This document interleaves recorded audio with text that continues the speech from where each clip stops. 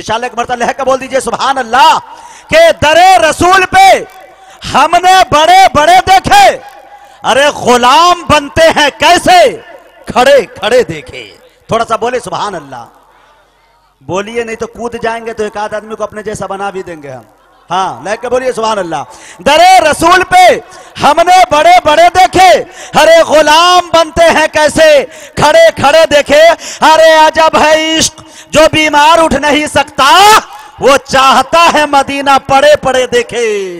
अजब है इश्क जो बीमार उठ नहीं सकता, वो चाहता है कि मदीना पड़े पड़े देखे। मैं निहायत अदब एहतराम के साथ जनाब हजरत मौलाना मुश्ताक साहब दामत बरकातहुमुल आलिया नाजिम मदरसा आयशा लिल बनात से मैं गुजारिश कर रहा हूं कि हजरत तशरीफ लाए और अपनी कीमती बातों से हम सामईन को नवाजे। अल्लाह का करम है कि मदरसे के नाजिम है, वो भी बनात के नाजिम है, तो मैं ये चाहता हूं कि इस शेर के साथ उनका इस्तकबाल करूं कि महक रहा है दिलों का जहान बेटी से। बोलिए सुभान अल्लाह।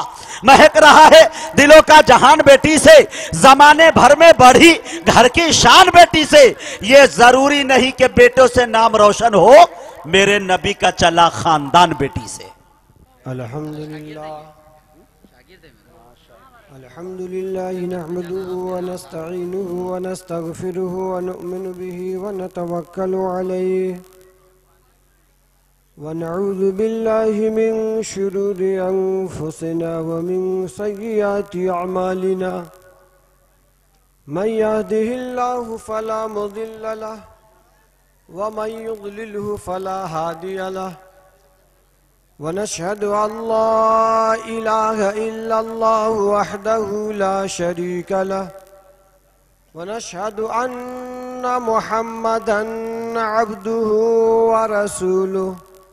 अम्मा बाद फ़क़द क़ाल अल्लाहु तआला फ़िल क़ुरआनिल मजीद वल फ़ुरक़ानिल हमीद।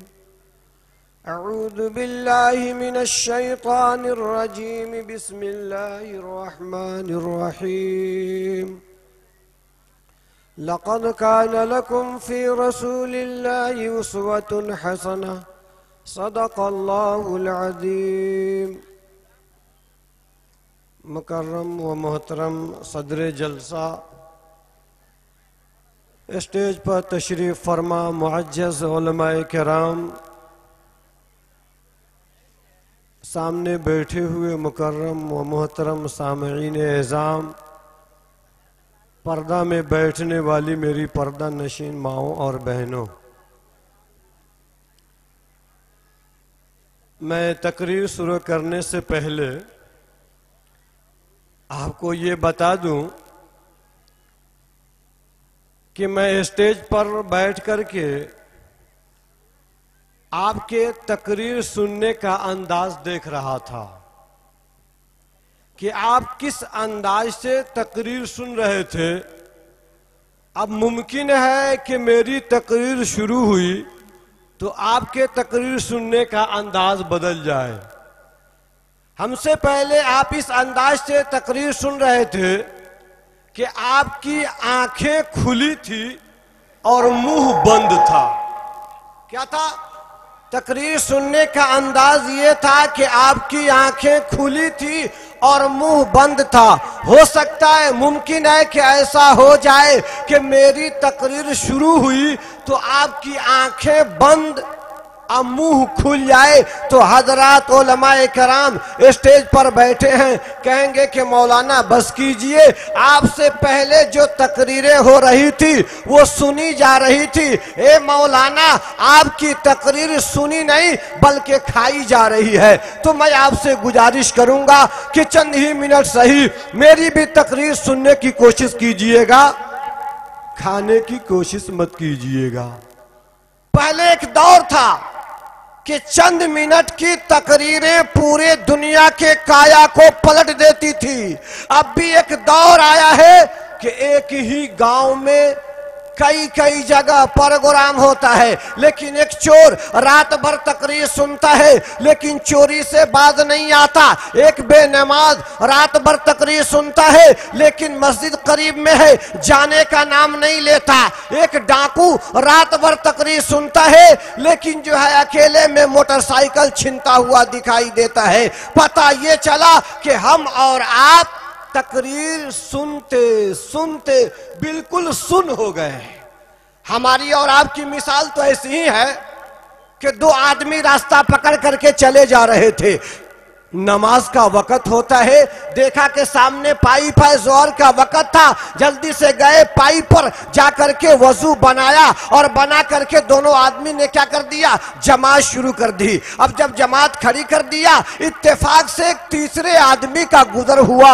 उसने देखा कि भाई जमात खड़ी है, वो भी जल्दी से पाइप पर जाता है, जाकर के वजू बनाता है और बना करके जल्दी से आता है और आकर के नियत बांध करके क्या है, जमात में शामिल हो जाता है। जब जमात में खड़ा हो गया तो उसके दिल में ये बात आई, उसके दिल में ये खलबली पैदा हुई कि पता ना इमाम साहब कितनी रकातें पढ़ाए हैं। अब उसने अपने केहुनी से हुतका कर पूछता है, अरे मेरे भाई नमाज में कितनी रकातें हुई है? तो बगल वाले ने कहा कि चुप हो जा रे, नमाज में बोला नहीं जाता।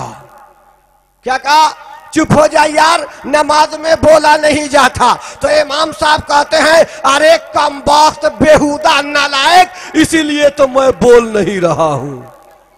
ठीक हमारी और आपकी मिसाल यही है कि हम अगर आपके सामने रात भर हुजूर पाक सल्लल्लाहु तआला अलैहि वसल्लम की सीरत को खोल खोल करके बयान करें, अगर आपने अपने दिल में ये तहैया कर लिया हो, ए मौलाना हम तो वही रहेंगे जहां पहले रहते थे, यानी पंच की बतिया मानते हैं, रे खुटवा वही रहेगा जहां पहले से था, तो दोस्तों कामयाबी नहीं मिलेगी। आज आपको ये तय करना होगा, आज आपको ये तय करना होगा कि जो कुछ उलमाए कराम आपके सामने कुरान और हदीस की बातें बताएंगे, अगर वो बातें हक होगी, अगर वो बातें सच होगी, कुरान और हदीस के मुताबिक होगी, तो हम उसके ऊपर अमल भी करेंगे और अपने दोस्तों को अमल की दावत भी देंगे।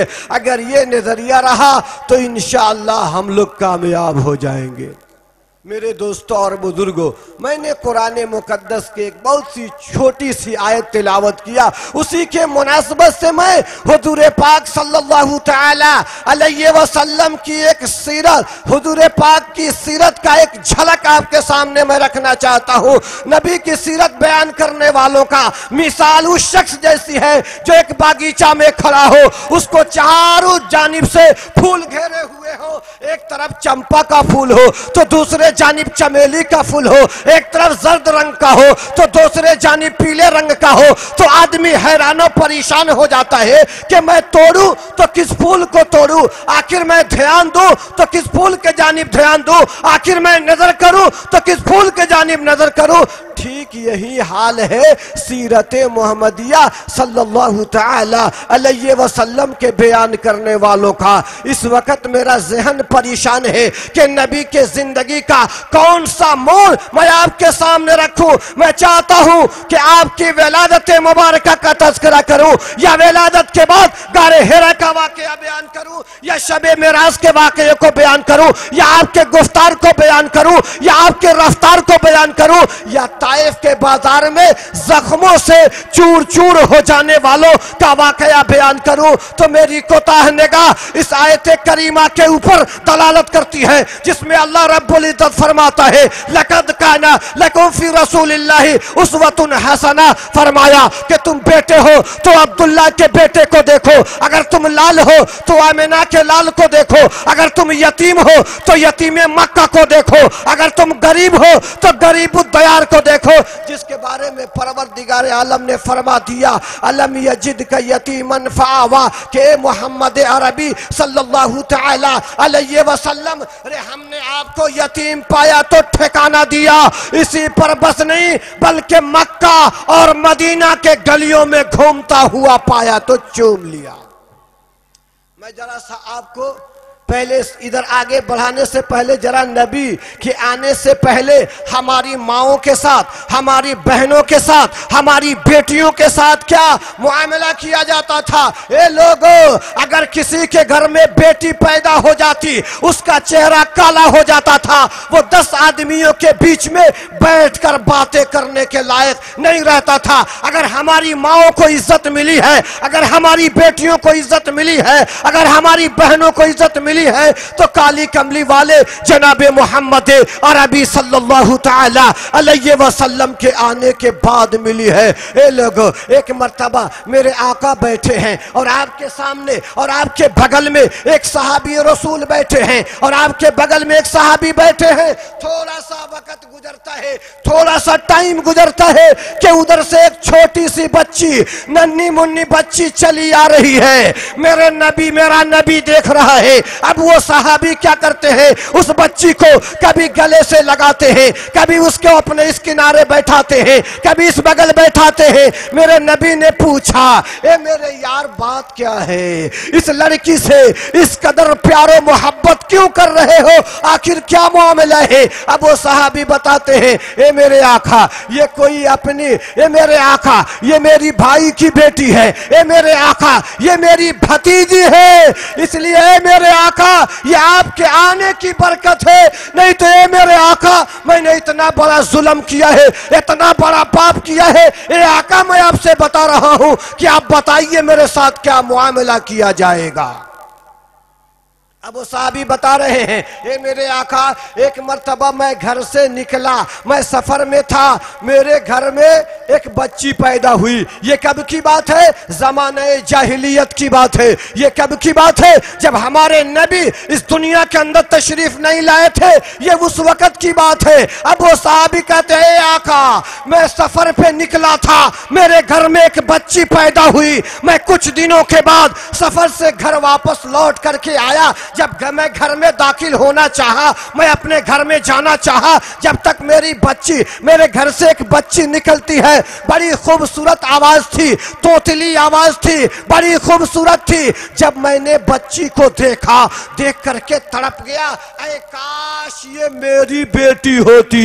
लेकिन वो लड़की आगे बढ़ती गई, मैं अपने घर की तरफ बढ़ता गया। अब वो बच्ची मेरे सीने से चिमट करके कहती है, ऐ मेरे प्यारे अब्बा, रे मैं 6 आपकी बेटी हूं, मैं 6 बरस की हो गई हूं।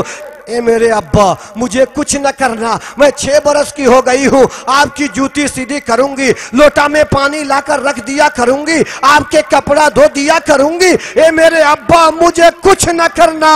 अब वो साहबी कहते हैं, ए मेरे आका से कहानी बता रहे थे। ए मेरे आका, मेरे जहन में ये बात आई, ये मेरी बेटी है, बड़ी होगी तो शादी करना होगा, कोई मेरा दामाद बनेगा तो मैं किसी का ससुर बनूंगा, कोई मेरा समधी बनेगा तो मैं किसी का समधी बनूंगा। और ये बातें दुनिया को दिखलाने के लायक नहीं, मेरा चेहरा तो काला हो गया। अब वो साहबी कहते हैं, ए आका मैं कुछ दिनों तक अपनी बच्ची को अपने साथ खिलाते पिलाते रहा, लेकिन कुछ दिनों के बाद मेरे आका, मेरे ज़हन में ये बात आती रही, बच्ची बड़ी होगी तो शादी करना होगा। तो मैंने अपने एक हाथ में एक कोदाल ले लिया, दूसरे हाथ में एक रस्सा ले लिया, लेकर के घर से निकलना चाहा। जब मैं घर से निकला, मेरी बेटी देख रही है कि मेरा बाप जंगल जा रहा है, लकड़ियां काट करके लाएगा, मेरे बाप को बड़ी परेशानियां होगी। मेरी बेटी ने कहा, ए मेरे अब्बा आप तन्हा जंगल क्यों जा रहे हैं, मुझे भी साथ ले लीजिए ना, ताकि जो कुछ आप लकड़ियां काटेंगे कुछ मैं ले लूंगी, कुछ आप ले लेंगे। ए अब्बा आपको ज्यादा परेशानी नहीं होगी। वो सहाबी कह रहे हैं, ए मेरे आका मैं गद्दारी में था, लेकिन मेरी लड़की वफादारी में थी, मैं गद्दारी कर रहा था, मेरी लड़की वफादारी कर रही थी। ए अब्बा आप तन्हा मत जाइए, मुझे भी साथ ले लीजिए। ए अल्लाह के रसूल, मैंने अपनी बच्ची को क्या किया, अपने साथ ले लिया और लेकर के घर से निकला। घर से निकल करके चलते चलाते जंगल में पहुंचा, ऐसी जगह पहुंचा जहां मुझे कोई नहीं देख रहा था। ए मेरे आका, रे बीच जंगल में पहुंचा, ए आका कोई नहीं देख रहा था। मेरे आका ने पूछा, कोई नहीं देख रहा था। उस वक्त वो सहाबी कहते हैं अल्लाह के रसूल कोई नहीं देख रहा था। दोस्तों इसलिए कि वो ईमान नहीं लाए थे, नबी का कलमा नहीं पढ़े थे। लेकिन जब आज के मुसलमानों को इस बात पर यकीन आ जाए कि रब हर जगह देखता है तो इंसान गलती नहीं करेगा, चोर चोरी नहीं करेगा, डाकू डकैती नहीं डालेगा, जानी ज़िना नहीं करेगा, जालिम जुल्म नहीं करेगा, और अपने तराजू पर कमी बेशी तौलने वाला कमी बेशी नहीं तौलेगा। कब? जब उसको यकीन आ जाए कि तराजू मेरे हाथ में है, आज डंडी मार दूंगा, आज चकमा में फंसा दूंगा, लेकिन कल तराजू रब्बुल आलमीन के हाथ में होगा। परवरदिगार आलम पाई पाई रत्ती रत्ती का हिसाब लेगा। उस दिन मेरे साथ क्या मुआमला किया जाएगा। आज के इंसानों को इस बात पर यकीन आ जाए कि रब हर जगह देखता है तो इंसान गलती नहीं करेगा। लेकिन दोस्तों हमारा यकीन कहाँ है? रे हमारा यकीन इतना पुख्ता नहीं है। रे पुख्ता यकीन था सहाबा कराम का, जिन्होंने दरियाओं के अंदर अपने घोड़े को दौड़ा दिया करते थे। हम तो पानी को देख करके डर जाते हैं। दस्त तो दस्त है, दरिया भी ना छोड़े हमने, बहरे जुल्मात में दौड़ा दिए घोड़े हमने। दस्त तो दस्त है, दरिया भी न छोड़े हमने, बहरे जुल्मात में दौड़ा दिए घोड़े हमने। मुस्लिम है दोस्त, मुस्लिम है अगर जिंदा तो दुनिया को हिला देंगे। आज मुस्लिम है अगर जिंदा तो दुनिया को हिला देंगे। बहती हुई दरिया में हम आग लगा देंगे। इस्लाम के खातिर हम अपनी गर्दन कटा लेंगे। मुस्लिम है अगर जिंदा तो दुनिया को हिला देंगे। हम कहते हैं कि हम लोग वो मुसलमान थोड़े हैं। अरे हम लोग तो वो मुसलमान हैं कि नाम से पते नहीं चलता कि इधर के हैं कि उधर के हैं, पते नहीं चलता। हम रम खुदैया मुसलमान हैं, कुछ करके दिखा देंगे। हम रम खुदैया मुसलमान हैं, कुछ करके दिखा देंगे। कभी कभी जुमा भी पढ़ लेंगे, कुरान खानी भी करा लेंगे। अब मौका मिलेगा तो समनपुर वालों की तरह जलसा भी करा लेंगे। कभी कभी जुमा भी पढ़ लेंगे, कुरान खानी भी करा लेंगे। शादी ब्याह के मौका पर ऑर्केस्ट्रा नचा लेंगे। हम रम खुदैया मुसलमान हैं, कुछ करके दिखा देंगे। अय्यार वकीली की मत पूछिए हम क्या हैं। अय्यार वकीली की मत पूछिए हम क्या हैं। खुद अपने से झगड़ेंगे नहीं तो झगड़ा लगा देंगे। मौका महल को देख के मुकदमा में फंसा देंगे। सुलह की बारी आएगी तो कुछ नोट कमा लेंगे। हम रम खुदैया मुसलमान हैं, कुछ करके दिखा देंगे। तो हमारी हालत तो ये है। शायद आपको याद होगा कि मैं आपको कहाँ छोड़ा था, याद है? समनपुर के कहाँ जलसे में मैं आपको ये बता रहा था कि वो साहबी कह रहे हैं कि ए मेरे आका, मैंने अपनी बच्ची को लिया, लेकर के चल दिया। चलते चलाते जंगल में पहुंचा, ऐसी जगह पहुंचा जहां मुझे कोई नहीं देख रहा था। ए मेरे आका, मैंने अपने बच्ची को एक किनारे बैठा दिया, हाथ में कुदाल था, मैंने कुदाल से गड्ढा खोदना शुरू किया। ए मेरे आका, जब जब मैं गड्ढा खोदता नीचे से मिट्टी उड़ती, उड़ करके मेरे चेहरे पर पड़ जाती। अब मेरी बेटी देख रही है कि मेरे बाप के चेहरे पर मिट्टी पड़ रही है। अब मेरी बेटी उठती है, उठ करके अपने दुपट्टे को उतारती है, अपने ओढ़नी को उतार कर मेरे चेहरे से मिट्टी को साफ करती है और कहती है ए मेरे अब्बा, ये क्यों गड्ढा खोद रहे हैं, क्या फायदा मिलेगा। लेकिन वो सहाबी आका से कह रहे हैं ए मेरे आका, मैं अपनी बेटी को जो कुछ कहती सुन करके क्या है अनसुन बन जाता, अपनी बेटी का कुछ जवाब न देता। मैं गड्ढा खोदता रहा, मैं गड्ढा खोदता रहा। जब बड़ी तेजी के साथ धूप निकली तो मेरे बदन पर धूप लगने लगी, मेरे बदन से पसीना निकलने लगा। जब बदन से पसीना निकलने लगा, मेरी बेटी देख रही है कि मेरे बाप के बदन से पसीना निकल रहा है। बेटी से रहा न गया, बेटी उठती है, उठ करके जंगल में और आगे जाती है और जाकर के अपनी हैसियत के मुताबिक, अपनी ताकत के हिसाब से एक पत्थर उठा कर लाई और ला करके पत्थर को सूरज के सामने रख देती है। रख करके मेरी बेटी पत्थर पर खड़ी हो जाती है और खड़ी होकर अपना दुपट्टा का दोनों किनारा इस तरह पकड़ लेती है ताकि मेरे बाप को धूप न लगे, मेरे बाप को परेशानी न हो, मेरे बाप के बदन से पसीना न निकले। लेकिन ए मेरे आका, जब मैंने गड्ढा खोद लिया, गड्ढा खोद कर तैयार कर दिया, अब मेरी बेटी ने मुझसे पूछा, ए मेरे बाप बता दो कि आपने गड्ढा क्यों खोदा है, क्या मामला है।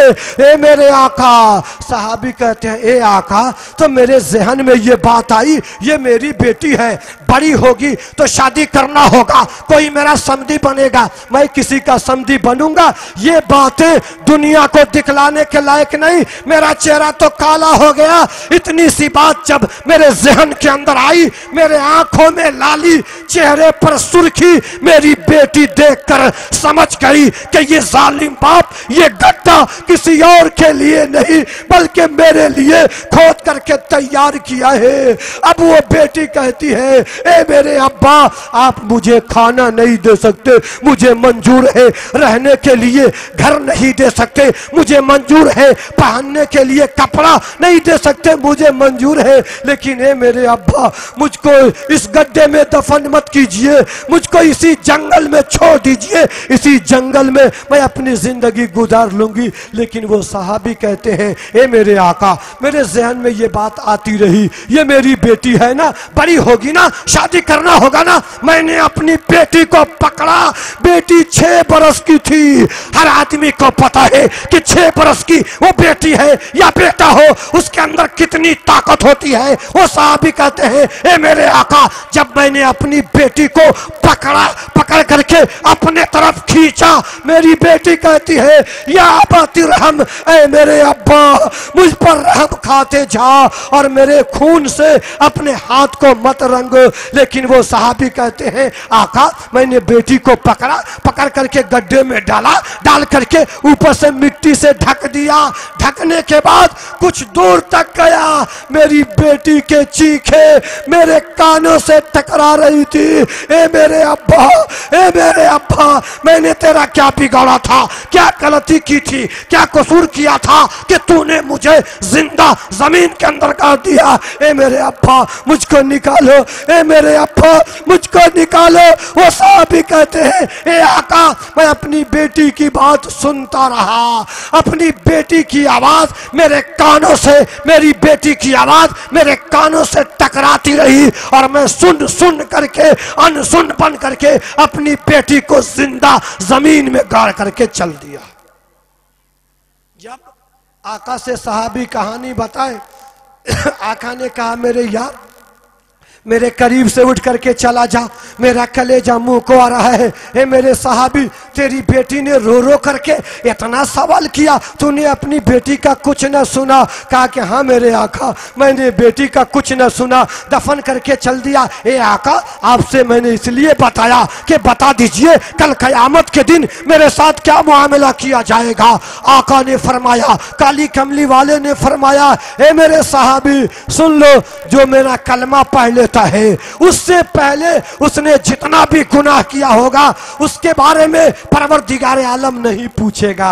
अब इसका मतलब ये नहीं है समनपुर वालों कि आप मुसलमान हो, आप क्या करो, रोजाना सुबह से शाम तक गालियां देते रहो, दूसरे के जमीन को हड़पते रहो, दूसरे के दरमियान एक दूसरे को लड़ाते रहो और सोते वक्त कलमा पढ़ लोगे, अल्लाह नहीं पूछेगा। नहीं, बल्कि मेरे आका ने फरमाया, ए मेरे सहाबी, आपने कलमा नहीं पढ़ा था, अरे आप कलमा पढ़ लिए तो कलमा पढ़ने से पहले आपने जो गुनाह किया, अब परवरदिगार आलम आपसे इसके बारे में सवाल नहीं करेगा। तो दोस्तों, ये कब की बात है? नबी के आने से पहले लोग अपनी बेटियों को जिंदा जमीन में गाड़ देते थे। क्यों? इसलिए कि शर्म की वजह से उनकी मोछें नीची हो जाती थी, इसलिए अपनी बेटियों को जिंदा जमीन में गाड़ दिया करते थे, लेकिन आज वो तारीख खत्म नहीं हुई। आज वो तारीख हमारे सामने मौजूद है। हमने जहेज को बढ़ा दिया, इतना बढ़ा दिया कि अगर किसी गरीब आदमी के पास पैसा नहीं है, रुपया नहीं है, तो उसकी बेटियां भी अपने बदन पर पेट्रोल छिड़क करके आग लगा देती है और कहती है कि मैं तो जा रही हूं। लेकिन ये जाने वालों, ये आने वालों, अपने बारे में सोचना, तू अपने बारे में ख्याल करना। ए लोगों, कलमा तय्यबा ला इलाहा इल्लल्लाह मुहम्मदुर रसूलुल्लाह के पढ़ने वालों, तो ये लड़कियां क्या है? अरे ये जिल्लत का जरिया नहीं है, ये लड़कियां हमारे और आपके लिए जन्नत में जाने का जरिया है, जन्नत में जाने का। नबी ने फरमाया किसी के पास 3 गो लड़की हो जाए, बढ़िया घराने में शादी कर दे, अल्लाह के नबी ने फरमाया बिल्कुल मेरे बगल में होगा। इसका मतलब ये नहीं कि बढ़िया लड़की हो जाए उसका नाम बढ़िया रख दे। जैसे आजकल का लोग नाम रखते हैं, मंगर के पैदा हो गई तो मंगरी रख दिया, जुमा को पैदा हो गई तो जुमैया रख दिया, शनिचर को शनिचरी रख दिया। और लड़का का नाम धिकला चिरकुटुआ क्या कर रखते हैं, अल्लाह की पनाह। नहीं, अच्छा नाम रखना। अच्छा, ए मेरी माँ बहनों, कान खोल करके सुन लो, जरा चंद मिनट में तुमसे मुखातब होना चाहता हूँ। ए हमारी माँ बहनें कहती हैं कि हम बीबी फातिमा से बड़ा मोहब्बत करती हैं। नबी की बड़ी चहेती लाडली बेटी, दुलारी बेटी कौन? बीबी फातिमा है, बड़ी मोहब्बत करती हैं। लेकिन नबी की बेटी, अरे काम करते करते हाथ में ठेला पड़ गया था बीबी फातिमा का। मस्कीजा से पानी लाते लाते रे पीठ पर निशान पड़ गए थे। कुछ औरतों ने कहा, ए बीबी फातिमा, अरे आपके अब्बा अरे क्या नौकर बांट रहे, एगो नौकर मांग लीजिए। अब बेटी दौड़ी हुई जा रही है, ए अब्बा, ए अब्बा। अरे काम करते करते हाथ में ठेला पड़ गया, मस्कीजा से पानी लाते लाते पीठ पर निशान पड़ गया है, ए अब्बा एगो नौकर दे दीजिए। अब्बा ने क्या जवाब दिया? काली कमली वाले ने क्या जवाब दिया? ए लोगों, मेरे नबी ने जवाब दिया, ए मेरी बेटी, आज क्या नौकर से बेहतर चीज दे दूं? तो कहा कि बेटी ने कहा, अब्बा आपकी मेहरबानी होगी। तो अब्बा ने कहा, ए मेरी बेटी, हर फर्ज नमाज के बाद दिन रात में कितने नमाजें, कितने वक्त की नमाजें फर्ज हैं? 5 वक्त की नमाजें फर्ज है ना। मेरे आका ने फरमाया हर फर्ज नमाज के बाद मेरी बेटी क्या करना? 33 बार सुबहान अल्लाह, 33 बार अल्हम्दुलिल्लाह, 34 बार अल्लाहु अकबर, यानी 100 मर्तबा ए मेरी बेटी अपने रब का नाम ले लेना। ये तुम्हारे लिए नौकर से बेहतर है। बेटी ने कहा, अब्बा ठीक है। आज बताइए, आपकी बेटी होती, हमारी बेटी होती तो क्या कहती? अरे अब्बा सबको बांट रहे हैं, अब मुझको डांट रहे हैं। लेकिन काली कमली वाली के बेटी ने क्या कर लिया? कबूल कर लिया। नबी की बेटी एक वक्त में 3 काम करती थी, 3 काम। आज हमारी माँ बहने कई गो काम करती है? एक वक्त में 3 गो काम नहीं करती, 2 गो काम जरूर करती है।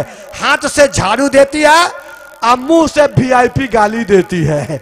हाथ से आटा सानती है, मुंह से झगड़ा करती है, गाली भी ऐसी ऐसी देती है कि पूरा लोगत के किताब उठाइए, डिक्शनरी उठाइए, माना ढूंढ लीजिए तो कहीं माने मतलब से मुलाकात नहीं होगी। अरे ये तो क्या रोटाट है ना।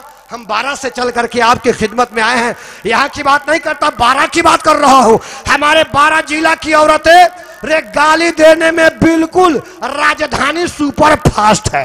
क्या भाई, पर रोटाट की बात नहीं करता, 12 की बात कर रहा हूँ। हमारे 12 जिला की औरतें गाली देने में बिल्कुल राजधानी सुपर फास्ट है। रे उसका तो स्टॉपेज है, इनका नॉन स्टॉपेज है। ये कहीं रुकने वाली नहीं है। चाहे हजरत अल्लामा मौलाना शौकत साहब चले हैं, चाहे हजरत मौलाना अब्दुल अजीज साहब चले हैं, चाहे मौलाना अमीन साहब चले हैं, चाहे नकीबे जलसा, चाहे क्या नात पढ़ने वाले लोग, शायर लोग चले आए, चाहे मुखिया साहब, कौनों लोग चले आए, ये मानने को तैयार नहीं है। एक सांस में 9,72,000 गाली देती है, और वो भी बगैर नुक्ता के। नहीं सुना? एक आदमी की घड़ी गुम हो गई, उसने कहा बेगम तब बेगम ने कहा क्या हुआ गम? तो शवर ने कहा घड़ी हो गई गुम। तो बेगम ने कहा खरीद लेना। शवर ने कहा बहुत अच्छी थी। बेगम ने कहा खरीद लेना। शवर ने कहा बहुत अच्छी थी। तो बेगम ने कहा खरीद लेना। फिर शवर ने कहा बहुत अच्छी थी। तो बेगम ने बिगड़ करके कहा क्या हमसे भी अच्छी थी? तो शवर ने कहा कि जी हाँ तुमसे भी अच्छी थी। अब अगर कोई अपनी बीवी से कह दे कि तोरों से बेहतर, तो सवाल का जवाब वहीं पर मिल जाएगा। तो बीवी ने कहा ए मेरे शौहर, आखिर घड़ी के अंदर क्या कोई घड़ी के अंदर क्या खूबी है जो हमारे अंदर नहीं? तो शौहर ने कहा हाँ हाँ ए मेरी बीवी, घड़ी के अंदर एक खूबी है जो तुम्हारे अंदर नहीं। बीवी ने पूछा क्या खूबी है? तो शौहर ने कहा घड़ी जब बिगड़ती है तो बंद हो जाती है और तुम जब बिगड़ती हो तो स्टार्ट हो जाती हो। क्या कहा? घड़ी जब बिगड़ती है तो बंद हो जाती है, तुम जब बिगड़ती हो तो स्टार्ट हो जाती हो। घड़ी जब बिगड़ती है तो रुक जाती है और तुम जब बिगड़ती हो तो शुरू हो जाती हो। यही फर्क तुम में और घड़ी में है। ए लोगों, अरे हंसने की बात नहीं है। यही बीबी फातिमा है। ऐशा की नमाज के बाद रे खजूर की चटाई होती, नबी की बेटी खजूर की चटाई बिछा देती, सर सजदे में रखकर सुभान रब्बियल आला, सुभान रब्बियल आला, सुभान रब्बियल आला, इतना लंबा सजदा किया बीबी फातिमा ने कि बिलाल हबशी ने फजर की आजान दे दी। जब फजर की आजान के कलिमात बीबी फातिमा के कानों से टकराया, बीबी फातिमा ने सजदा से सर को उठाया। उठाने के बाद कहा ए मेरे मौला, तूने रात इतनी छोटी बनाई कि बीबी फातिमा एक सजदा भी नहीं कर पाई। काश के मेरे मौला तू रात को लंबी बनाता कि कम से कम बीबी फातिमा एक सजदा तो कर लेती। नबी की बेटी एक ही सजदा में पूरे रात को खत्म कर देती थी। आज हमारी माँ बहनें क्या करती हैं? एक रकात, दो रकात, चार रकात में रात को खत्म नहीं करती हैं। लेकिन एक वक्त आता है कि बेटा की शादी करती हैं, बेटी की शादी करती हैं। तो 12 जिला की बात कर रहा हूँ, हमारे 12 जिला की औरतें रे डोमकच के खेलने में पूरे रात को जरूर खत्म कर देती है। मैं किन के खराबियों को बताऊं? हमारी माओं की खराबियों को बताऊं या हमारे बहनों की खराबियों को बताऊं या ये छोटे छोटे बच्चे हैं इनकी खराबियों को बताऊं? रे मोबाइल का दौर है। क्या है? मोबाइल का दौर है। ये छोटे छोटे बच्चे, अब हर बच्चा के पास वो सादा मोबाइल नहीं चाहिए, इनको स्क्रीन टच वाला मोबाइल चाहिए।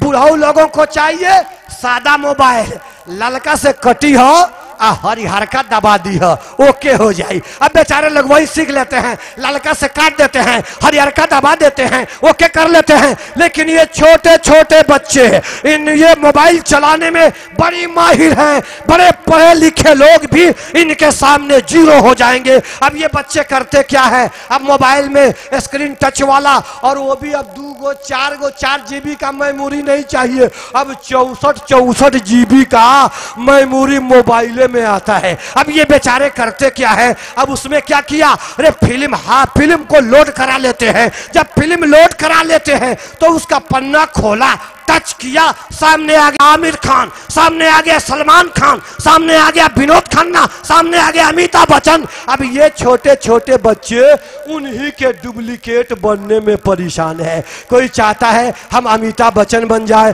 कोई चाहता है हम आमिर खान बन जाए, कोई चाहता है हम सलमान खान बन जाए। रे देखिएगा पहले के लोग जो थे कैसा बाल रखते थे, और आजकल के नौजवानों को देखिए कि बाल रखने का स्टाइल भी अजीब हो गया है। अरे इतना लंबा लंबा बाल रखते हैं, अल्लाह के लिए। अब मोछ तो माशाअल्लाह, दाढ़ी तो है ये नहीं है, अब मार क्रीम पाउडर लगा लेते हैं, लगा करके सर में क्लिप लगा लेते हैं, कानवा छेदवा कर कान में कनबल्ला पहन लेते हैं, हाथ में भी बल्ला पहन लेते हैं। अब पीछे से जब चलते हैं ना तब पीछे से मालूम नहीं पड़ता कि जमील साहब जा रहे हैं या जमीला जा रही है, लड़का जा रहा है या लड़की जा रही है। ये सब क्या है? ये सब फिल्म का नतीजा है। जिस तरीके से फिल्म को देखता है ठीक उसी तरीके से आकर अपने मोहल्ले में थ्योरिकल प्रैक्टिकल अमल करके दिखाता है। एक और वो तो डिजाइन अब बदल गया, अब एक और डिजाइन आ गया है। वो डिजाइन कौन है मत पूछिए। अरे बाल कटवाने का मैं पूछते रह गया, इस डिजाइन का नाम क्या है, तो लड़का हमको नहीं बताता है सब, वो समझ जाता है कहीं ना कहीं खोल देंगे। तो 1 मंजिला 2 मंजिला रे 3 मंजिला रे 4 मंजिल का बाल कटवाते हैं। और जो बाकी बच जाता है ना, जानते जो बाकी बच जाता है उसको लाल पीला काला हरिहर से रंग करके लगता है कि मैनी का खोता है खोता, समझ में नहीं आता। ए लोगों, हंसने की बात नहीं है, नकल करना है अमिताभ बच्चन की नकल मत करो, राजेश खन्ना की नकल मत करो, लेकिन नकल करने में इनका जोर नहीं है। करते क्या है देख लिया, अमिताभ बच्चन ने पैंट ढीला सिवा लिया। हमारे नौजवानों की भी आदत बिगड़ जाती है, कहते हैं दर्जी अगर टाइट हो गया तो पैसा भी नहीं मिलेगा और दंड भी देना पड़ेगा। अब दर्जी बेचारे ढीला सिल देते हैं, इतना लंबा सिल देते हैं कि 2-4 मरतबा अगर आपके दरवाजे पर से गुजर जाए तो फिर झाड़ू देने की जरूरत नहीं पड़ेगी। कुछ लोग तो ऐसा करते हैं, अच्छा खासा पैंट है लेकिन वो नहीं चाहिए, फटा फटा ठेहुन पर फटा, अरे जांग पर फटा, इधर फटा इधर फटा। अरे पहले फट जाता था तो लोग शर्म की वजह से पहना नहीं करते थे, लेकिन आज का माहौल ऐसा हो गया है कि अच्छा है उसको जान से फाड़ देते हैं। और वो भी बात नहीं, एक और डिजाइन चला हुआ पैंट पहनने का है, जींस का पैंट है, अल्लाह की पनाह कहने में भी शर्म आती है। ये जींस का पैंट वाला जो हमारे नौजवान ये पैंट पहन रहे हैं ना, जरा सा इनकी खराबी देखिए, बैठते हैं तो मत पूछिए आधी दुकान खुल जाती है। और उसी पर बस नहीं, अगर जुमा की नमाज में चले जाए ना, जुमा की नमाज पढ़ने, तो उनके पीछे जो रहेगा उसकी भी नमाज खत्म हो जाएगी। जो ही रुकू में जाएंगे आधी दुकान खुल जाएगी, मसला बड़ा गड़बड़ हो जाएगा। इसलिए नौजवानों, ऐसा पैंट भी मत पहनो जिससे आपका सतर खुल जाए, बल्कि ऐसा पहनिए जिससे आपका नाक से लेकर के ठेहुन के नीचे तक ढका रहे। इसलिए दोस्तों, ये आपके सतर का हिस्सा है, लेकिन हमारे नौजवानों को ये फैशन बन गया है कि आधा दिखाई देता है, और अगर कोई खींच दे तो मारा पीटा लाठी लठौल से कोई रोक नहीं देता, अपने से खोल दे तो कोई बात नहीं। तो दोस्तों, नौजवान भाइयों, मैं आपसे गुजारिश करूंगा कि अगर नकल ही करना है, राजेश खन्ना की नकल मत कीजिए, विनोद खन्ना की नकल मत कीजिए, अमिताभ बच्चन की नकल मत कीजिए, बल्कि अगर नकल ही करना है तो बुजुर्गान दीन की नकल कीजिए, औलिया कराम की नकल कीजिए। इस स्टेज पर बैठे हुए इन उलमाए कराम की नकल कीजिए। कसम खुदा की मैं कह रहा हूं, आपकी दुनिया भी संवर जाए और आखिरत भी संवर जाए। किनकी खराबियों को बताऊं? ये तो हमारे नौजवानों की खराबियां हैं। हमारी माँ बहनों की खराबियों को देखिए, आजकल कितनी बेहयाई है, कितनी उरियानियत है, कितना नंगा नाच है। अल्लाह की पनाह। अगर घर में चले जाइए, दरवाजा पे पर्दा है, अंदर जाइए अटैची पे पर्दा है, और अंदर जाइए बक्सा पे पर्दा है, और उसके अंदर जाइए तो टीवी पर मखमल के पर्दा है। क्या है? टीवी पर मखमल के पर्दा है। अब बीवी बेचारी लिपस्टिक लगा के गेरुरा रोड पर लेफ्ट लाइट करती है, तो अल्लाह की पनाह। अरे रखना चाहिए बीवी को पर्दा में, तो रखता है टीवी को पर्दा में। कहता हमारे समाज में बड़ी बेहयाई हो गई है, बड़ी उरियानियत हो गई है। ए लोगों, जब जब नबी की शरीयत को छोड़ोगे, खराबियां आएगी, मुआशरे के अंदर बिगाड़ आएगा। इसलिए नबी की शरीयत को पकड़ के चलना है, खराबियों को जो है खराबियों से दूर रहना है। तो दोस्तों, बीबी फातिमा की बात मैं कर रहा था। ये वो बीबी फातिमा है कि जाकनी का आलम है, रूह निकलने वाली है। बगल में इमाम हसन है, एक तरफ इमाम हुसैन है, अम्मा आयशा बैठी हैं। क्या कहा बीबी फातिमा ने? कहा, ए अम्मा आयशा, अगर मेरा इंतकाल दिन में होता है तो मेरे जनाजे को रात में उठवाइएगा, मेरे जनाजे के साथ चिराग मत जाने दीजिएगा। ए अम्मा आयशा, जिस चारपाई पर मुझको सोला दिया जाए, उस चारपाई पे चारों कोने पर 4 गो लकड़ी बंधवा दीजिएगा, चारों लकड़ियों पर रस्सी तनवा दीजिएगा, उन रस्सियों के ऊपर कपड़ा से ढकवा दीजिएगा, और मेरे जनाजे को रात में उठवाइएगा, रात में उठवाइएगा। दोस्तों, अम्मा आयशा ने पूछा, हे मेरी बेटी, आखिर बात क्या है, आखिर मामला क्या है, आखिर राज क्या है?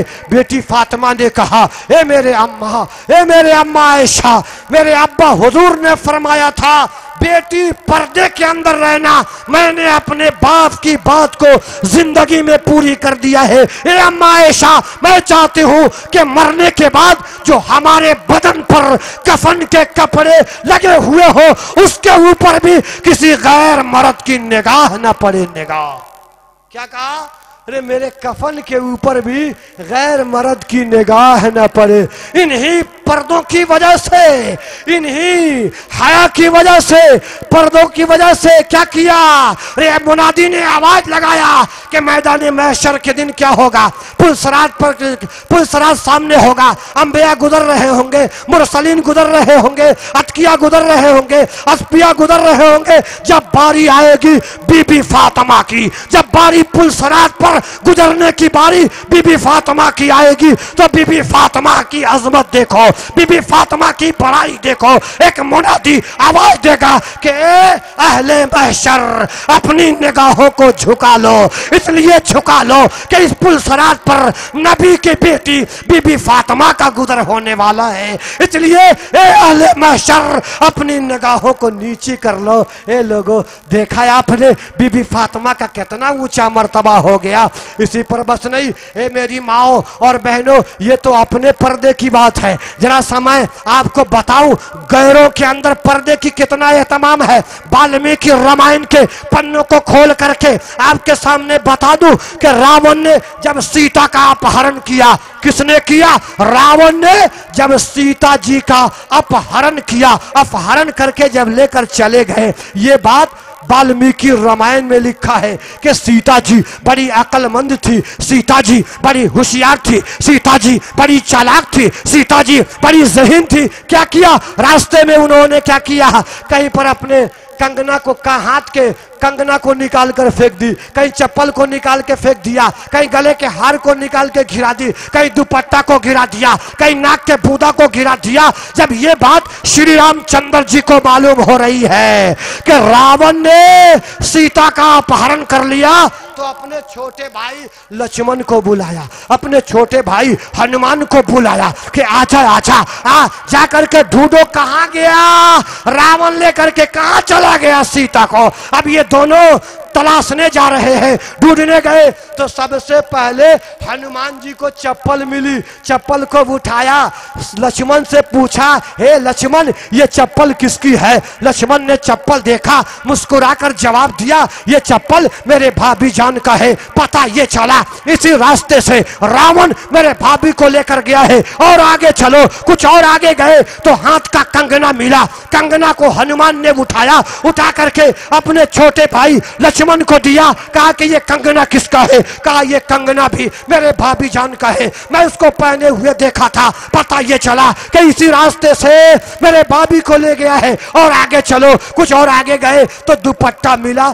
हनुमान ने पूछा, ये दुपट्टा किसका है? कहा ये भी मेरे भाभी जान का है। देख करके पहचान गया, मेरे भाभी इसको ओढ़ा करती थी, मैं इसको पहचान रहा हूं। पता ये चला कि रावण राक्षस मेरे भाभी को इसी रास्ते से लेकर गया है। और आगे चलो, कुछ और आगे गए तो गले का हार मिला, पूछा ये हार किसका है? कहा ये भी मेरे भाभी जान का है। पता चला कि और आगे चलो, कुछ और आगे गए तो जानते हैं क्या मिला? अरे नाक का बूंदा मिला। जब नाक का बूंदा मिला ना, अब हनुमान ने नाक का बूंदा लक्ष्मण के हवाले किया। लक्ष्मण ने नाक का बूंदा अपने हाथ में लिया, लेकर के अब जो उस वक्त लक्ष्मण हंस नहीं रहे हैं, लक्ष्मण के जुबान पर मुस्कुराहट नहीं है, बल्कि लक्ष्मण जारो कतार रो रहा है। क्यों रो रहा है? इसलिए पूछा, मेरे भाई रोने की बात क्या है? तुम रो क्यों रहे हो? चप्पल को देखा, हंसकर जवाब दिया, कंगना को देखा, हंसकर जवाब दिया।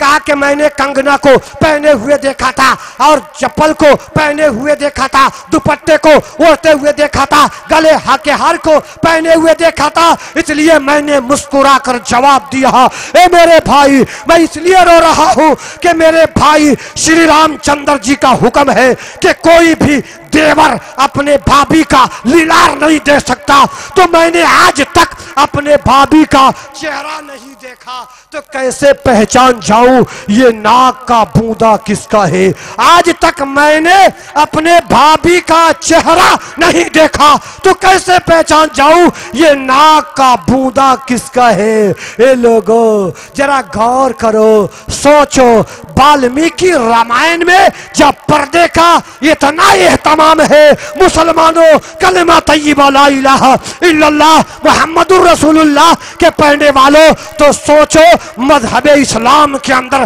पर्दे का निजाम क्या होगा।